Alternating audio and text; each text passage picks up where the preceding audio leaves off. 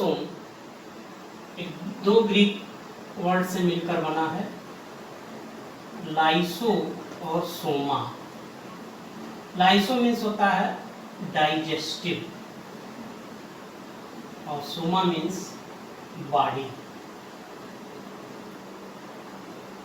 इसीलिए इसका नाम जो है लाइसोसोम रखा गया, क्योंकि इस कोशिकांग की स्ट्रोमा में एक बड़ी सी राजधानी होती है।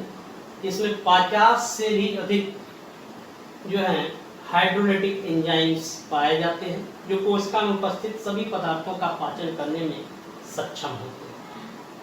इसकी खोज CD डवे ने सन 1964 में की थी, जिसके लिए सन 1974 में उसे नोबेल पुरस्कार, नोबेल प्राइज भी उसे मिला था इस कार्य के लिए। ये लाइसोसोम सभी जंतु कोशिकाओं में इसकी उपस्थिति देखी गई है। पादप कोशिकाओं में भी लाइसोसोम पाया जाता है। जितने भी शरीर के मैक्रोफेजेज होती हैं, मैक्रोफेजेज वे कोशिकाएं होती हैं जो बाहरी जीवाणुओं का भक्षण कर उन्हें नष्ट करने का कार्य करती हैं। साथ ही साथ लाइसोसोम पैंक्रियाटिक सेल्स जो अग्नाशयी कोशिकाएं हैं और जो भी विभाजन करने वाली कोशिकाएं मेरिस्टेमेटिक सेल्स, उनमें भी यह प्रचुर मात्रा में लाइसोसोम जो है उपस्थित होता है। इसकी साइज को देखें, इसकी साइज 0.23 माइक्रोन से लेकर 0.5 माइक्रोन तक की होती है। यह एक इकाई झिल्ली से घिरी संरचना है। इसकी पीठिका में, इसके स्ट्रोमा में इकाई झिल्ली से घिरी हुई सूक्ष्म गोलाकार एक कण है। ये इसकी मेम्ब्रेन हो गई आउटर, और अंदर जो चीज भरा है इसको बोलते हैं स्ट्रोमा, पीठिका। इसमें एक बड़ा सा वैक्यूल रसधानी होता है। इसमें 50 से भी अधिक हाइड्रोलाइटिक एंजाइम्स पाए जाते हैं, जिनमें मुख्य रूप से phosphatase enzyme, ribo nuclease enzyme, deoxy ribo nuclease enzyme एवं अन्य एंजाइम जो हैं पाए जाते हैं। आइए अब लाइसोसोम के प्रकारों के बारे में हम जानकारी प्राप्त करें कि लाइसोसोम कितने प्रकार का होता है। Types of lysosome. तो लाइसोसोम के 4 प्रकार देखे गए हैं। सबसे पहला होता है प्राइमरी लाइसोसोम, हिंदी में से प्राथमिक लाइसोसोम कहा जाता है। ये जो प्राथमिक लाइसोसोम होता है, ये जो रफ वाल एंडोप्लाज्मिक रेटिकुलम है उससे जो है यह निर्मित होता है, बना हुआ होता है, और जो गोल्गी बॉडी होती है इसके द्वारा भी यह निर्मित होता है। इसमें हाइड्रोलाइटिक एंजाइम्स भरे होते हैं। दूसरे प्रकार का लाइसोसोम है सेकेंडरी लाइसोसोम, हिंदी में से द्वितीयक लाइसोसोम कहते हैं। जब कोई पीनोसोम या फैगोसोम, इसमें खाद्य पदार्थ भरे होते हैं, या किसी प्राइमरी लाइसोसोम से जब जुड़ जाता है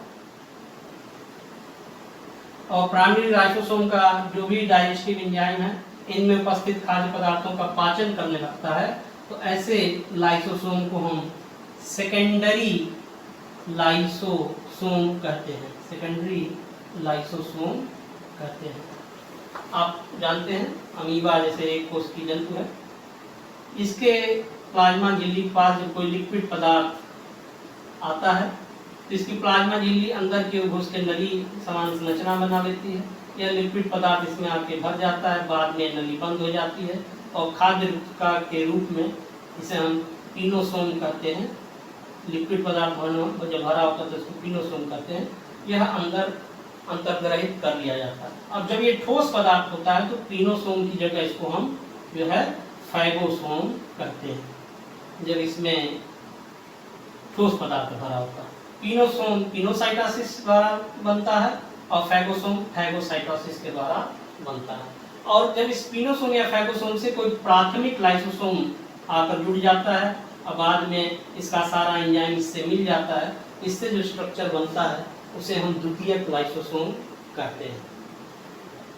अब तीसरी चीज की प्रकार जो है रेजिडुअल बॉडी, अवशिष्ट काय हिंदी में कहते हैं।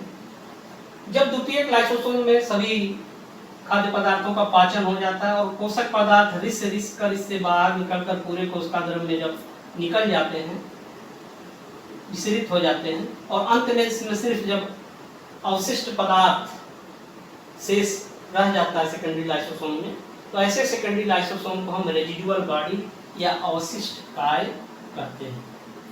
चौथा जो प्रकार है उसको बोलते हैं ऑटोफैजिक वैक्यूल, स्वभोजी रसधानी, हिंदी में बोलेंगे स्वभोजी रसधानी। विशेष परिस्थितियों में जब कोशिका के अंदर जो लाइसोसोम होता है, विशेष परिस्थितियों में जब इसकी जो बाहरी झिल्ली है फट जाती है और सारा हाइड्रोलिटिक एंजाइम्स कोशिका द्रव्य में विसरित हो जाता है और वह सारे कोशिकांगों का पाचन करने लगता है, पाचन करके उन्हें नष्ट कर देता है और कोशिकांत में मर जाती है, तो इस ऐसे लाइसोसोम को हम स्वभोजी रसधानी कहते हैं। तो अभी आपने जो है लाइसोसोम के जो है टाइप्स के बारे में जाना। आइए अब लाइसोसोम के कार्यों के बारे में हम जानकारी।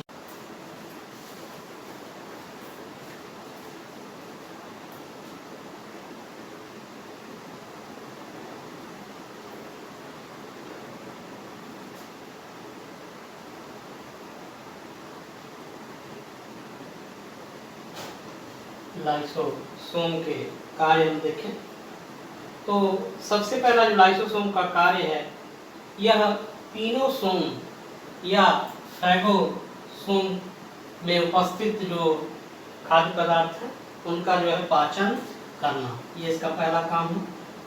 पीनोसोम या फैगोसोम